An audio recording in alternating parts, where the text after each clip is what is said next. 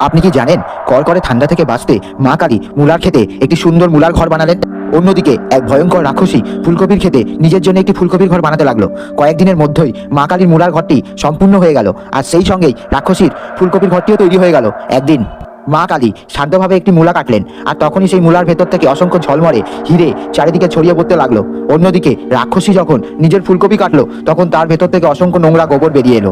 এই অলৌকিক ঘটনায় রাক্ষসী ভয় স্তব্ধ হয়ে গেল, আর মা কালী মৃদু হাসিতে ভক্তদের দিকে তাকালেন। এরপর সেই হিরে নিয়েই মা কালী আপনাদের আশীর্বাদ দিতে সামনে এগিয়ে আসলো। ঠিক তখনই মা কালী সিদ্ধান্ত নিলেন ক্ষুদ্র এক মূলার খেতে নিজের জন্য একটি ছোট্ট ঘর বানাবেন। অদ্ভুত শোনালেও মা কালী জানতেন প্রকৃতির ভেতরেই লুকিয়ে আছে সবচেয়ে বড় অলৌকিক শক্তি। কিন্তু এই খবর পৌঁছে যায় এক ভয়ঙ্কর রাক্ষসীর কানে। সে হেসে বলে, যদি মা কালীও পারে মূলার ঘর বানাতে, আমিও ফুলকপিতেই বানাবো আমার রাজপ্রাসাদ। শুরু হয় প্রতিযোগিতা, দিন যায় রাত যায়। একদিকে মা কালী নীরবে ধ্যানে বসে মূলার ঘর তৈরি করেন, অন্যদিকে রাক্ষসী জাদু আর অহংকারে ফুলকপির ঘর গড়ে তোলে। কয়েকদিন পর দুটি ঘরই সম্পূর্ণ, কিন্তু আসল অলৌকিক তখনও বাকি। এক সকালে মা কালী বললেন, পবিত্র মন থাকলে সাধারণ জিনিসে অলৌকিক জন্মায়, আর অহংকার থাকলে সোনা হয়ে যায় নোংরা। সবাই বলেন জয় মা কালীর জয়।